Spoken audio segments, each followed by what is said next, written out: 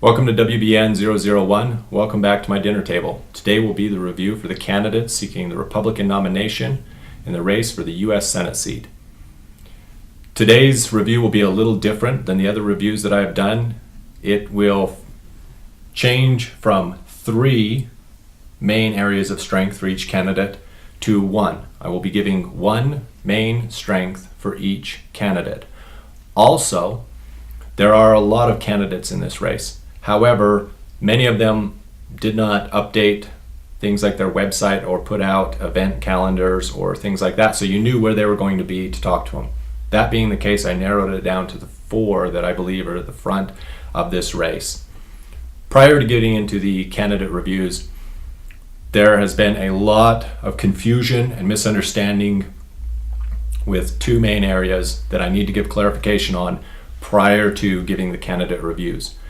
The first area was that you have a lot of people that were coming out and saying that Orrin Hatch voted for the Department of Education. You then had Orrin Hatch saying he did not vote for the Department of Education and that is a lie.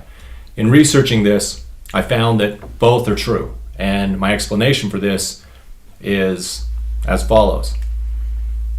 In April of 1979, the U.S. Senate voted on the Department of Education. At this vote, Senator Hatch voted yay for the creation of the Department of Education. After passing the Senate, it then went on to the House of Representatives. While in the House of Representatives, the bill was amended. Because it was amended, once it passed in the House of Representatives, through necessity, it must go back to the Senate to be voted on again.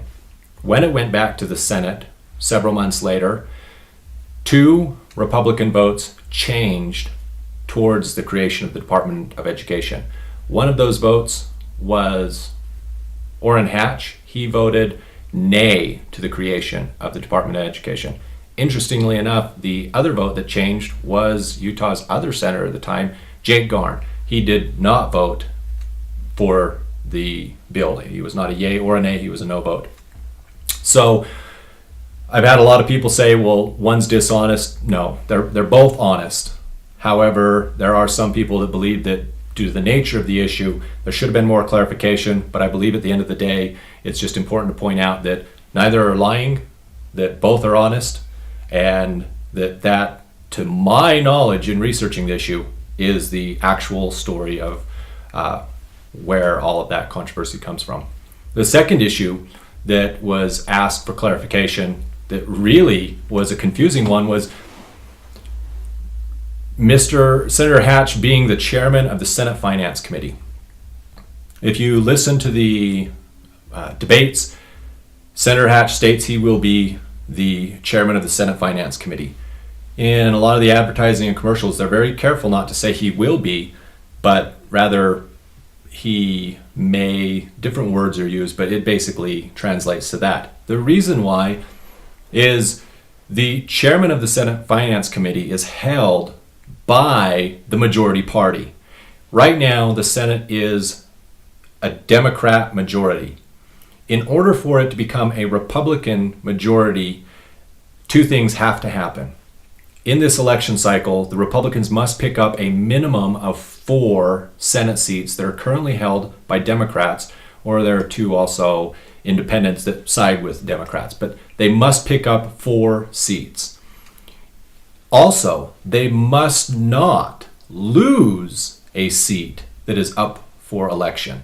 If they lose 1 seat, the amount that they need to gain increases. So right now, minimum of 4 seats have to be gained. If they lose 1, minimum would be 5.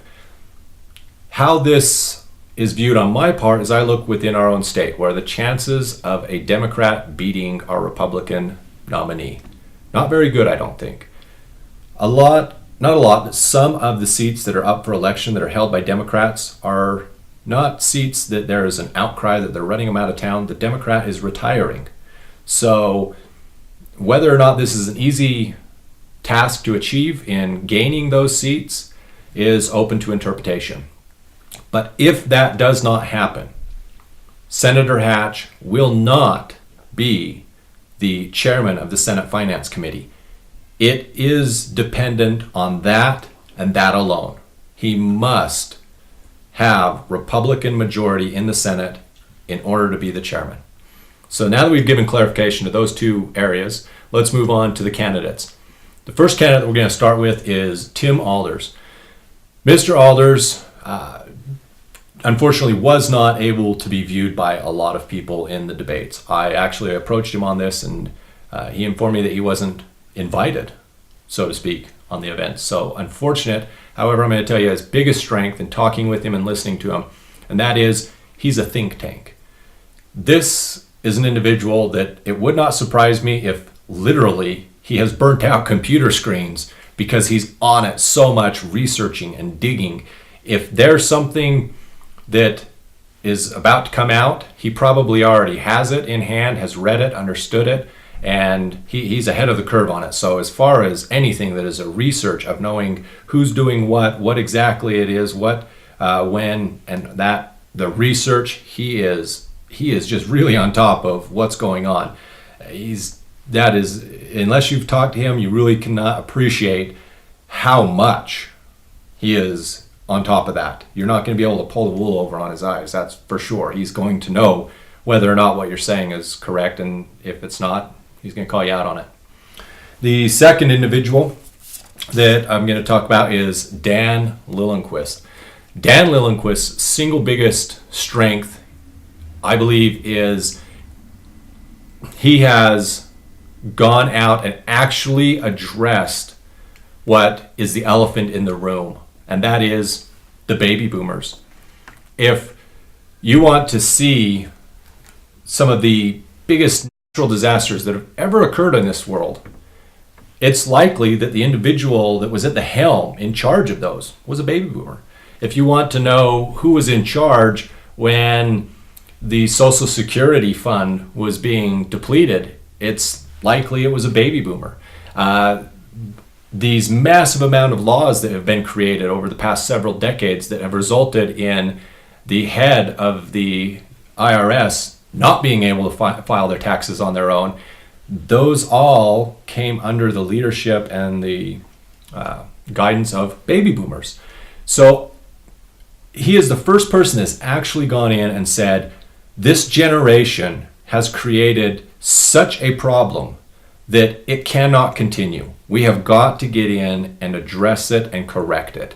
Right now, the baby boomer generation is coming into the geriatric years, and you're seeing a lot of shift in the concept of taking care of them. And so for him to actually go in and say, this is an area that's a problem, and what was done is wrong, and we need to fix it, is a great strength of his. Nobody has ever dared to do that, and nobody has been successful in doing that. He has done it, and he's done it well, and he's able to articulate it, and I think that this is his biggest strength as a candidate, is being able to address that issue that nobody else dared to touch. The third individual that I'm going to talk about is Senator Orrin Hatch. Now, Senator Orrin Hatch has something that is absolutely unique, and that is his seniority. In Washington, seniority has pull. If you are the senior person, you are able to get the meetings you need to have, get the ears to listen to you that you want to listen to you. You have a lot of pull, whereas a freshman, it's argued whether or not they can do that. The seniority definitively plays a role in your ability to move things forward and to be effective. That, I believe, is Senator Hatch's single greatest strength, is that he has that seniority as a senator currently. Moving on to Chris Herod. Now, Mr. Herod's strength is two-part in a way. One was what was conveyed to me, and the other is what my opinion is. They're very similar, so I'll kind of point them out real fast. What was conveyed to me was there was a lot of people from the East Bench, Layton, down south, Morgan, that talked to me and said, I trust this individual. There's something about him that I trust. Now that kind of ties into what I believe is the single biggest strength Mr. Herod has. Where I believe that strength comes from is, I think, really underappreciated for a lot of people, and that is this. While he was in the former Soviet Union, he observed a couple of individuals, a couple of young boys, I believe, selling biscuits on the street corner. While they were doing this, the police started giving them a hard time. And I think it's important at this point to understand that in the former Soviet Union, you either paid for the police to help or you paid the mafia to help. One of the two. You were paying to have protection, one or the other. So in this instance, it's not likely that the boys were being harassed because they didn't have a business license, but rather they had not paid for the protection to the law enforcement. So knowing that this is how things happen in the former Soviet Union, Mr. Herod, when he saw this, he acted. And when he acted, the police, believing that he was associated with these young men, took him into custody. They arrested him with the boys. Now, at this point, a second part is important to understand, and that is that in the former Soviet Union, you didn't call the police. If there was a man outside with a gun, you were better to go and deal with it. Because if the police showed up, what would happen was such an unknown that it genuinely wasn't worth it. You may be taken around a corner and beaten and put in a hospital. You may disappear. You may go sit in a jail for an unknown amount of time. Just the what ifs were vast. Knowing this, to actually engage it and get arrested is an amazing act of an individual's moral compass. And I think that that is his single biggest strength. A lot of people are able to have the luxury of time where they can think about an issue. They can receive input from various areas and come to a conclusion that then they can say, my moral compass guided me.